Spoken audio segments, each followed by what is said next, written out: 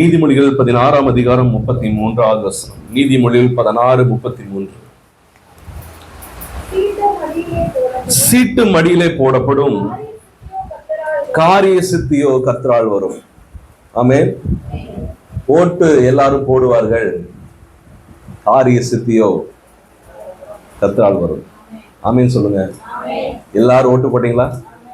எல்லாரும் யார் ஓட்டு போட்டாலும் சரி, ஓட்டு போடாட்டியும் சரி, சீட்டு மடியில போட்டாலும் சரி, ஆனா காரிய சித்தியோ, ஆமென், காரிய சித்தியோ கர்த்தரால் ஒரு இங்கிலீஷ்ல போட்டிருக்கிறது, but it's every decision from the Lord. ஆண்டவர் தான் எல்லாவற்றையும் தீர்மானிக்கிறவர். யார் வரணும், யார் வரக்கூடாது, யார் ஆட்சியில வரணும், யார் ஆட்சியில வரக்கூடாது என்று சொல்லி கர்த்தர் என்ன செய்கிறாரு? தீர்மானிக்கிறவர். ஹல்லேலூயா. நம்ம வாழ்க்கையில என்ன நடக்கணும், என்ன நடக்கக்கூடாது, எப்போ எது வரணும், எப்போ எது நடக்கணும் என்று சொல்லி எல்லாவற்றையும் நம்ம வாழ்க்கையில தீர்மானிக்கிறவர் கர்த்தர். ஆமென் சொல்லுங்க. ஹல்லேலூயா.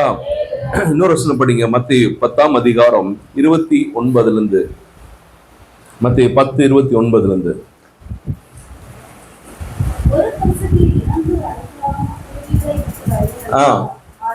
ஆகிலும் பிதாவின் சித்தம் இல்லாமல், பிதாவின் அனுமதி இல்லாமல், பிதாவுடைய பர்மிஷன் இல்லாம, ஆண்டவர் சொல்லாம, ஆண்டவர் கட்டளையிடாம ஒரு குருவி கீழே என்ன செய்யாது?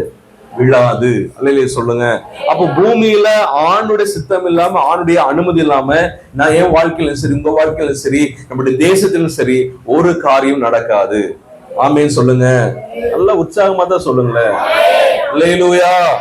கர்த்தர் எல்லாவற்றையும் அவருடைய ஆளுகைக்குள்ளாக கர்த்தர் வைத்திருக்கிறார். ஆமென், ஆமென் சொல்லுங்க. நல்லா கவனிங்க. 3 காரியத்தை நம்ம வாழ்க்கையில எப்பொழுதுமே நாம் அறிந்திருக்க வேண்டும். ஒன்று, ஃபர்ஸ்ட், அக்கிரமத்தின் நிறைவு. எல்லாம் சொல்லுங்க. அக்கிரமத்தின் நிறைவு. இரண்டாவது, கர்த்தரின் சர்வ ஆளுகை. கர்த்தர் ஆளுகை, கர்த்தரின் ஆளுகை. ஃபர்ஸ்ட் அக்கிரமத்தின் நிறைவு, இரண்டாவது கர்த்தரின் ஆளுகை, சர்வ ஆளுகை. மூன்றாவது, அந்த தேவனுடைய ஆளுகையில என்னுடைய பங்கு என்ன? என்னுடைய பங்கு என்ன? ஒரு தேவ பிள்ளையுடைய பங்கு என்ன? இயேசுவை ஏற்றுக்கொண்டு ரட்சிக்கப்பட்ட விசுவாசுடைய பங்கு என்ன என்பதை இந்த நாட்களிலே, இப்ப அட் பிரசன்ட் இந்த நாட்களிலே நாம் அறிந்தவர்களாக இருக்க வேண்டும். ஆமென் சொல்லுங்க. நல்லா கவனிங்க. அப்ப முதல் சொன்ன அக்கிரமத்தின் நிறைவு. அக்கிரமத்தின் நிறைவு. அக்கிரமத்தின் நிறைவு என்ன அப்படின்னா, நல்லா கவனிங்க. கர்த்தர் எல்லாருக்கும் கர்த்தர் சில காரியங்களை அனுமதி கொடுக்கிறார். ஒவ்வொரு மனுஷனுக்கும் கர்த்தர் என்ன செய்யறன்னா அனுமதி கொடுக்கிறார். அவன் இஷ்டம் போல வாழ்வதற்கு, அவனுடைய மனம் போனபடி வாழ்வதற்கு ஆண்டவர் என்ன கொடுக்கிறாரு? அனுமதி கொடுக்கிறார். ஆனாலும் ஆண்டவர் அது நன்மையோ தீமையோ, அது நீதியோ அநீதியோ, அது கிரமமோ அக்கிரமமோ, அது நிறைவேற வரைக்கும் ஆண்டவர் ஒன்றும் செய்ய மாட்டார். ஆண்டவர் என்ன செய்ய மாட்டாரு? ஒன்னும் செய்ய மாட்டார். ஒருவேளை ஒருவன் அக்கிரமக்காரனா இருந்து அக்கிரமத்தை செய்து கொண்டே இருக்கிறான் அப்படின்னா ஆண்டவர் என்ன செய்வார்னா அதுக்கு ஒரு அளவை வைத்திருக்கிறார். அது நிறைவாவதற்கு ஆண்டவர் ஒரு கணக்கை வைத்திருக்கிறார். அல்லேலூயா சொல்லுங்க. திருப்பி சொல்றேன். அக்கிரமக்காரனுக்கு ஆண்டவர் ஒரு அளவை நியமித்திருக்கிறார். அந்த அளவு முடிகிற வரைக்கும் ஆண்டவர் ஒன்னும் செயல்பட மாட்டார். ஆண்டவர் இன்டர்ஃபியர் ஆக மாட்டார். ஆண்டவர் இடைப்பட மாட்டார். ஏன் அக்கிரமம் செஞ்சேன் அன்னைக்கு ஆண்டு தட்டி கேட்க மாட்டேன். ஏன் இன்னைக்கு தப்பு செஞ்சேன், இன்னைக்கு அக்கிரமம் செஞ்சேன் ஆண்டவர் என்ன செய்ய மாட்டாரு? கேட்க மாட்டாரு. ஆனா அது நிறைவு வரைக்கும் ஆண்டு விட்டுருவார். சொல்லுங்க. அப்ப நிறைவு வந்தோடனே ஆண்டவர் அங்க இறங்கி வந்துருவார். சொதோம் குமார பட்டணத்துல அக்கிரமம் நடந்தது, பாவம் நடந்தது, பாவம் பெருகினது. பாவம் பெருகினோடனே ஆண்டவர் 2-3 தேவதூதர்கள் என்ன செய்யறாங்க? வருகிறார்கள். ஆமென் சொல்லுங்க. வந்து அங்க அக்கிரமம் ஆண்டோட சந்நிதி கெட்டிடுச்சு. அந்த தேசத்தை என்ன செய்யணும்? அழிக்கணும். அப்ப இதுவரைக்கும் ஆண்டவர் ஐயா அழிக்கல. அந்த அக்கிரமம் என்ன செய்யல? நிறைவேறவில்லை. அல்லேலூயா சொல்லுங்க. நினிவே பட்டணத்துல அக்கிரமம் அதிகமாயிடுச்சு. உடனே ஆண்டவர் யோனாவை ஆண்டவர் என்ன செய்யறாரு? அனுப்புகிறார். ஏன் அனுப்புகிறார்? அந்த அக்கிரமம் பெருகிடுச்சு, நீ இப்ப என்ன செய்? எச்சரி, நான் அழிக்க போகிறேன், எச்சரி என்று சொல்லி ஆண்டவர் அக்கிரமக்காரனுக்கு ஆண்டவர் எல்லையை, ஒரு நிறைவை கர்த்தர் குறித்து வைத்திருக்கிறார். அல்லேலூயா சொல்லுங்க. ஆதியாகமத்தின் புஸ்தகம் 15ஆம் அதிகாரம், ஆதியாகமம் 15ஆம் அதிகாரம் 16வது வசனத்தை படிங்களேன். 15 படிங்க. 15-16. ஆபிரகாமை பார்த்து ஆண்டவர் சொல்லுகிறார், நீ சமாதானத்தோடு பிதாக்கள் அண்டையிலே என்ன செய்வேன்? நீ சேருவாய்.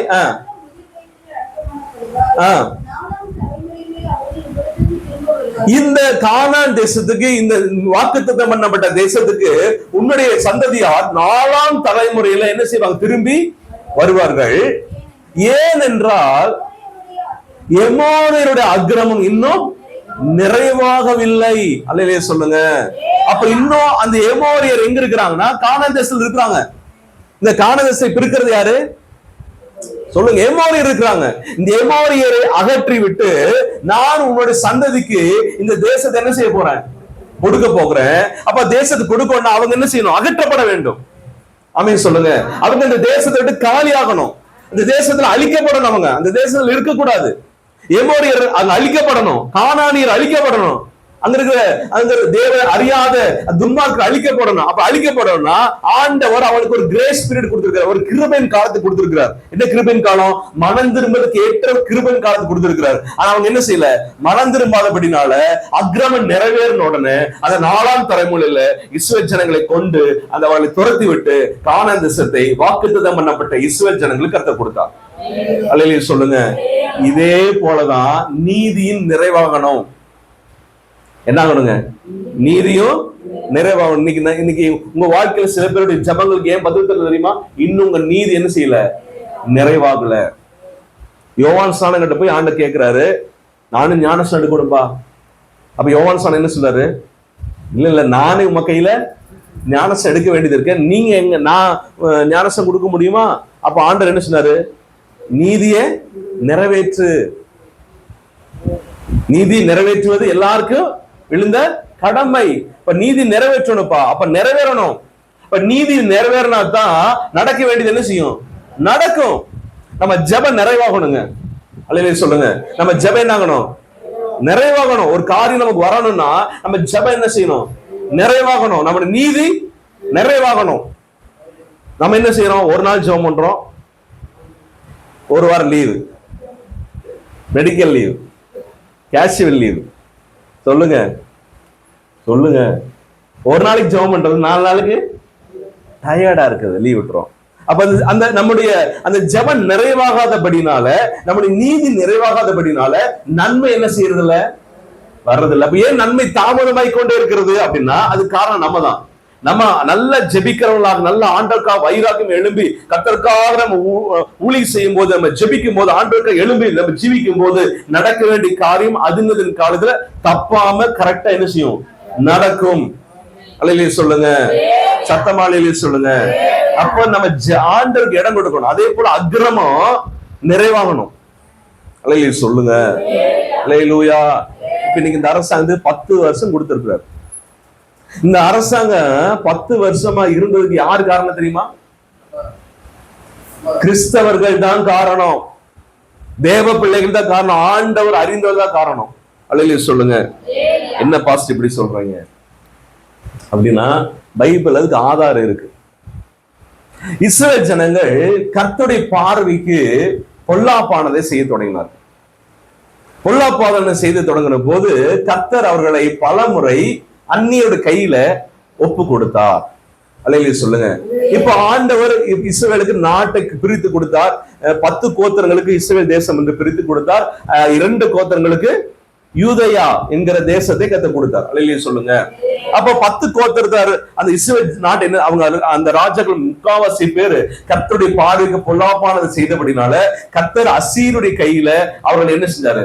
ஒப்பு கொடுத்தார். அசீரியர் வந்து அவர்களை சிறைப்படுத்தி கொண்டு போனார்கள். ஆமென் சொல்லுங்க.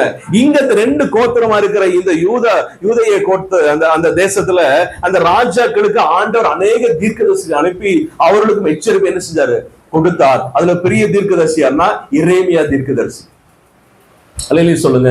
இப்ப எரேமியா தீர்க்கதரிசி ஆண்டவர் அனுப்பி நீ மனம் திரும்புங்கள், இதோ நேபுகாத்நேச்சர் வரப்போறான், அவன் வந்து இந்த தேசத்தை என்ன செய்ய போறான்? சிறையாக்க போகிறான், உங்களை கொள்ளையெடுக்க போறான் என்று சொல்லி அவங்க எச்சரிக்கை கொடுத்தும் கூட எந்த ராஜாவும் எந்த ஜனமும் அவளுக்கு என்ன செய்யல? செவி கொடுக்கவில்லை. அல்லேலூயா சொல்லுங்க. இப்ப செவி கொடுக்காதபடினால எரேமியா சொல்லிட்டே இருந்தார், சீக்கிரம் மனம் திரும்ப சொல்லிட்டே இருந்தாரு. அவர்களுக்கு அந்த எரேமியாக்கு விரோதமா காரியத்தை செய்தாங்க ஒழிய ஒருவரும் கூட என்ன செய்யல? எச்சரிப்பு கேட்டு என்ன செய்யல? மனம் திரும்பவே இல்லை. அந்த அக்கிரமம் பெரிதா கொண்டே போனபடினால ஆண்டவருக்கு அந்த எல்லை எட்டின உடனே நெபுகாத் நேச்சாரை கர்த்தர் அனுப்பிட்டார். சொல்லுங்க, நெபுகாத் நேச்சாரை ஆண்டவர் எப்படி அழைக்கிறார்னா என்னுடைய ஊழியக்காரன் என்று ஆண்டவர் அழைக்கிறார். சொல்லுங்க. அப்ப நெபுகாத் நேச்சார் யாருங்க? கர்த்தருக்கு ஊழியக்காரர். அப்ப அந்த ஊழியக்காரர் என்ன செஞ்சாரு?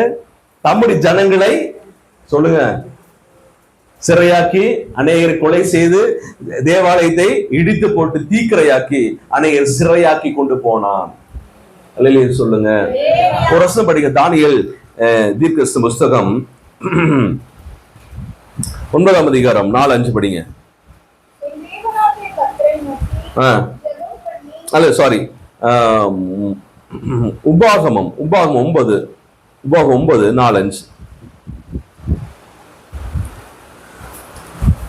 படிங்க.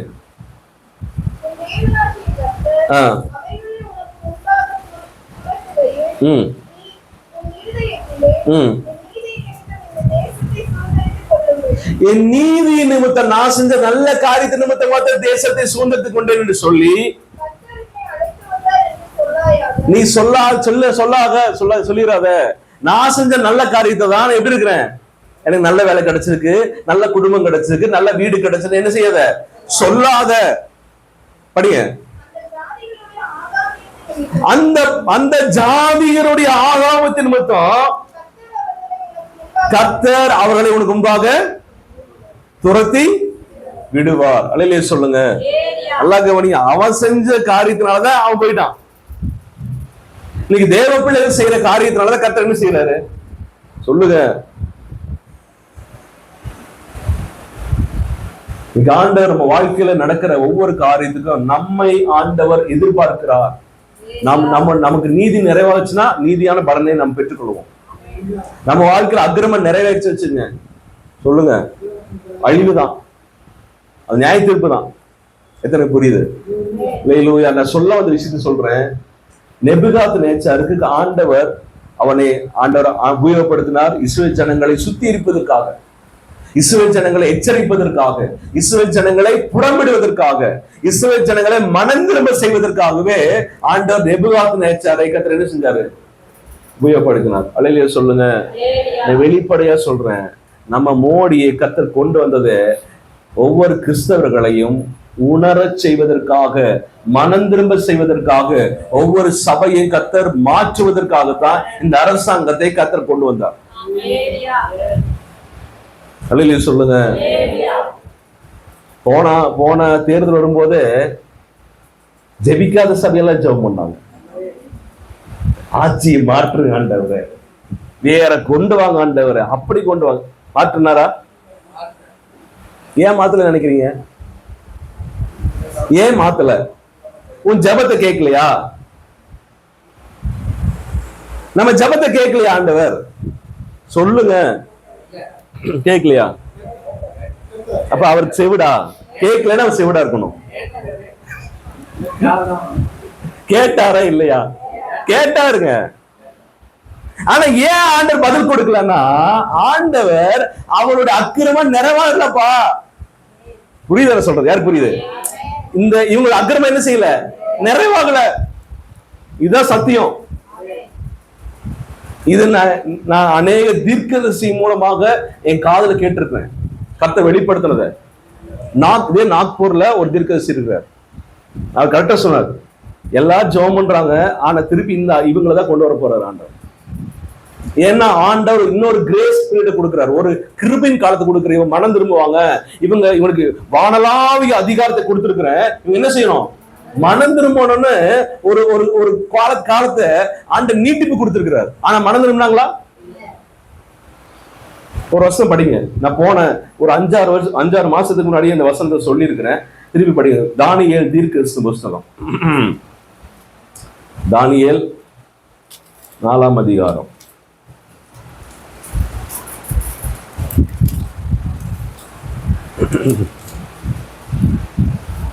Thank you Jesus. தானியேல் 2வது சொப்பனத்தை காண்கிறார். எத்தனை சொப்பனம்? 2வது சொப்பனத்தை. முதல் சொப்பனம் பெரிய சிலை கண்டார். 2வது சொப்பனத்தை அவரை குறித்து அவர் என்ன செய்யறாரு? ஒரு சொப்பனத்தை அவர் காண்கிறார். என்ன சொப்பனம் அப்படின்னா 10ஆம் வசனம், நான் படுத்திருக்கும் போது என் தலையில தோன்றின தரிசனங்கள் என்னவென்றால், இதோ தேசத்தின் மத்தியிலே மிகவும் உயரமான ஒரு விருட்சத்தை கண்டேன். மிக பெரிய விருட்சம். அந்த விருட்சம் வளர்ந்து வளர்த்து தேசத்தின் எல்லை பரியந்தமும் காணப்படத்தக்கதாக அதன் உயரம் வான பரியந்தம். இன்னைக்கு நம்ம தேசத்துல மரம் இருக்கு சொல்லுங்க. 10 வருஷம் முன்னாடி மரம் பெருசு இல்லை. அந்த 10 வருஷத்துல பெரிய மரமா மாறிடுச்சு. தேசத்து எல்லைங்கும் பரவிடுச்சு. சொல்லுங்க, வானம் பரியந்தம் நாங்க தான் பெருசு. எங்களை அசைக்கு யாரும் இல்லை. எல்லா அதிகாரம் எங்க கையில தான் இருக்கு. ஒருத்தர் ஒண்ணும் பண்ண முடியாது. சொல்லுங்க, யார் சொல்றது? அந்த மரம் சொல்லுங்க. ஆமென். கீழே வாசிக்கிறோம், அதன் இலைகள் நேர்த்தியும் அதன் கனி மிகுதியுமா. அவங்களுடைய செயல்பாடுகள் மிகுதியா இருக்கு. பயங்கரமான காரியம். எல்லா ஜீவனுக்கும் அதில் ஆகாரம் உண்டாயிருந்தது. அதன் கீழ் வெளியின் மிருகங்கள் நிழலுக்கு ஒதுங்கினது. அதன் கொப்புகளில் ஆகாயத்து பட்சிகள் தாபரித்து சகல பிராணிகளும் அதனால் போஷிக்கப்பட்டது. நான் படுத்திருக்கையில் என் தலையில் தோன்றின தரிசனங்களை காணும் போது காவலாளனாகிய பரிசுத்தவான் ஒருவன் வானத்திலிருந்து இறங்கி கண்டேன். அல்லேலூயா சொல்லுங்க. இங்கிலீஷ்ல போய் போட்டிருக்கு வாட்ச்மேன் and saint watchman அல்லது holy watchman என்று சொல்லி போட்டிருக்கு. அல்லேலூயா சொல்லுங்க. நல்லா கவனிங்க. ஆண்டவர் பரலோகத்துல உட்கார்ந்துட்டு இருக்கிறாரு. சும்மா இல்ல, ஆண்டவர் எல்லாருக்கும் ஒரு காவலாளன் வச்சிருக்கிறார்.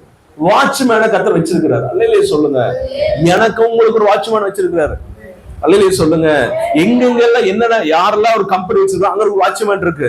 என்னெல்லாம் என்னென்ன ஸ்தாபனங்கள் உண்டோ அத்தனைக்கு ஒரு வாட்ச்மேன் இருக்கு. நம்ம சபைக்கு ஒரு வாட்ச்மேன் ஆண்ட வச்சிருக்கிறார். அல்லேலூயா சொல்லுங்க. அந்த வாட்ச்மேன் வேலை என்னன்னா, நம்ம என்ன செய்யறாரு, ஆராய்ச்சி பண்ணி இவங்க நீதியில பெறுகிறாங்களா அல்லது அக்கிரமத்துல பெறுகிறாங்களா, இவருடைய செயல்பாடு என்ன, அதை என்ன செய்யறாரு, அதை பகுத்து ஆராய்ந்து அந்த ரிப்போர்ட் யாருக்கு கொடுக்குறாங்க? கர்த்தருக்கு கொடுத்து கொண்டே இருக்கிறார்கள். அல்லேலூயா சொல்லுங்க. சத்தமா அல்லேலூயா சொல்லுங்க. அப்ப இந்த விருட்சத்தை பார்த்து அவங்க விருட்சத்தினுடைய காரியத்தை எல்லாம் பகுத்து பார்த்து அந்த ரிப்போர்ட்டை கொடுக்கறதுக்காக வானத்திலிருந்து ஒரு காவலாளி என்ன செய்றான், இறங்கி வருகிறான். அல்லேலூயா சொல்லுங்க. அந்த காவலாளி பார்த்துட்டு அந்த காவல் எல்லாத்தையும் பார்த்தாங்க. இந்த விருட்சத்தை பார்க்கும்போது இது ரொம்ப அக்கிரம செய்யற விருட்சமாக, அநியாயம் நடந்த விருட்சமா மாறணும்னு இது சும்மா விடக்கூடாது. இது என்ன செய்ய, வெற்ற காலம் வந்துருச்சு. நான் சொன்னபடி அக்கிரமம் நிறைவேறிற்று.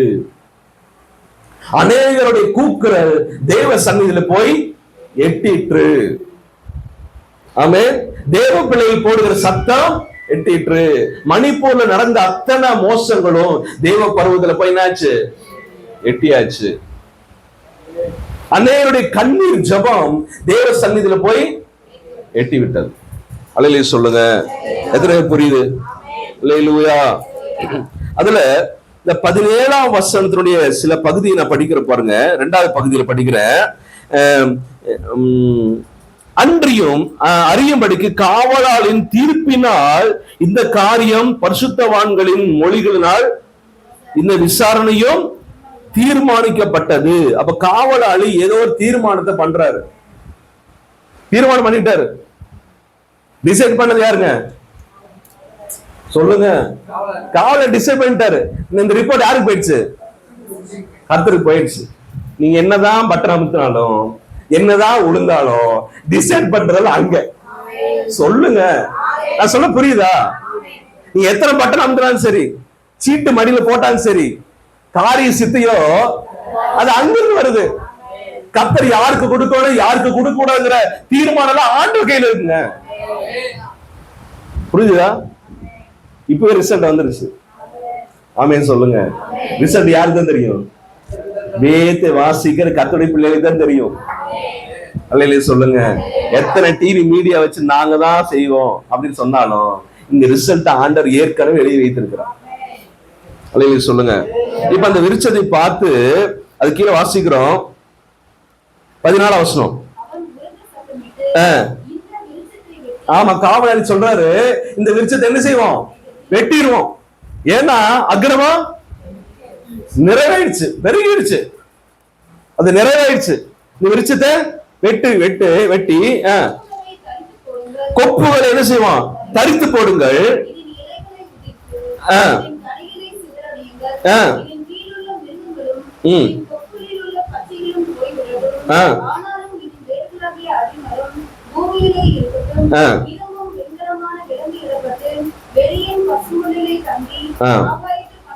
ஆமா, அவனுக்கு விலங்கிடப்பட்டு அவங்க ஸ்தானத்தை விட்டு என்ன செய்வாங்க? தள்ளப்பட்டு போக போறாங்க. ஆமே. அப்போ அவங்க கையில பிடிங்க ஆண்டவர் யார் கையில கொடுக்க போறாரு அப்படின்னா 17 வருஷம் படிங்க. உன்னதமானவர் போதும், நல்லா கவனிங்க. உன்னதமானவர் எங்க ஆளுகை செய்யறா? அவர் அங்கதான் உட்கார்ந்துட்டு நினைக்கிறோம். பரலோகத்துல இங்க காணாத இடத்துல இங்க தூரமா ஆண்டவர் உட்கார்ந்துட்டு நினைக்கிறோம். இல்ல ஆண்டவர் எங்க அங்க இருந்தாலும் ஆண்டவர் எங்க ஆளுகை செய்கிறாரா?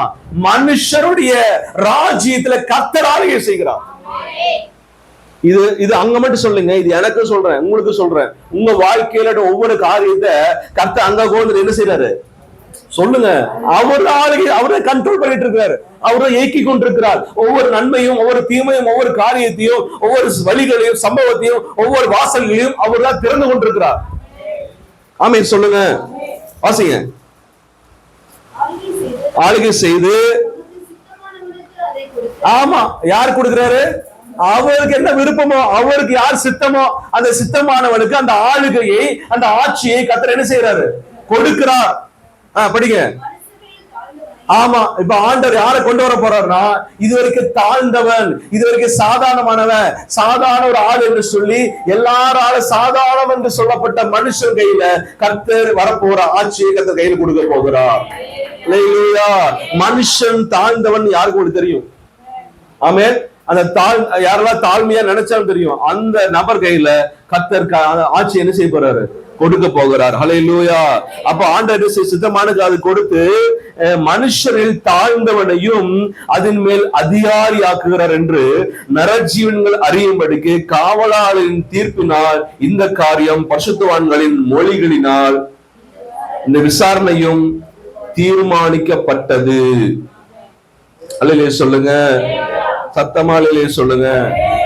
அப்ப ஆண்டவர் ஏற்கனவே தீர்மானம் பண்ணிட்டார். முதல் சொன்ன அக்கிரமக்காரரின் நிறைவு, அக்கிரமத்தின் நிறைவு.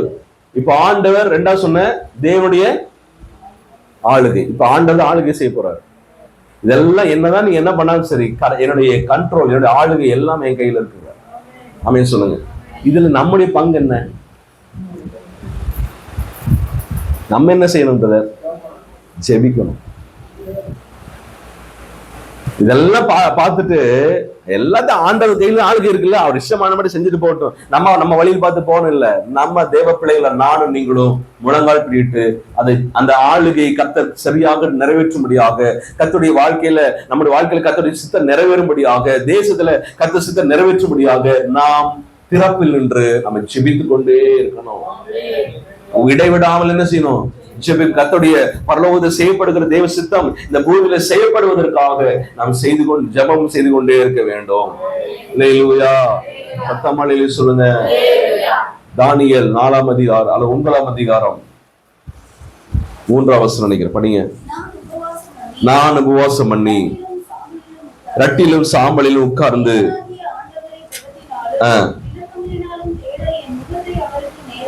போதும், ஆண்டவர் நோக்கி என்ன செய்யறேன்? நேராக்கு. நம்ம ஜெபித்துக் கொண்டே இருக்கும். நம்ம ஜெபிக்கும் கர்த்தருடைய சித்தம் வாழ்க்கையில நடந்து கொண்டே இருக்கும், தேசத்துல நிறைவேறி கொண்டே இருக்கும். நானும் நீங்களும் தூங்குற காலம் இல்ல, அசதியா இருக்கிற காலம் இல்ல, ஏனோ தருங்கிற வாழ்க்கை வாழுகிற காலம் இல்ல, அனலம் இல்லாமல் குளிரும் இல்லாமல் வாழ்கிற வாழ்க்கையில காலம் இல்ல.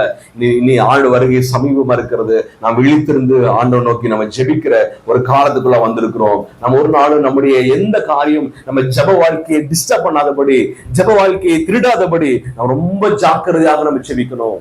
அல்லேலூயா சொல்லுங்க.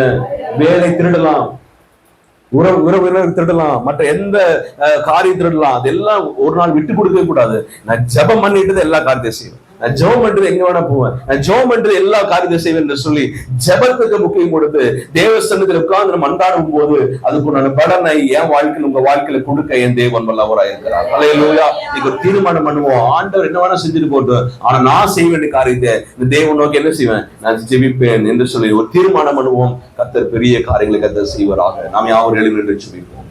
நன்றி ஆண்டவரே. Thank you Jesus. அல்லேலூயா. ஸ்தோத்திரம் ஸ்தோத்திரம் ஸ்தோத்திரம். கர்த்தர் ராஜரீகம் பண்ணுகிறார், கர்த்தர் ராஜரீகம் பண்ணுகிறார்.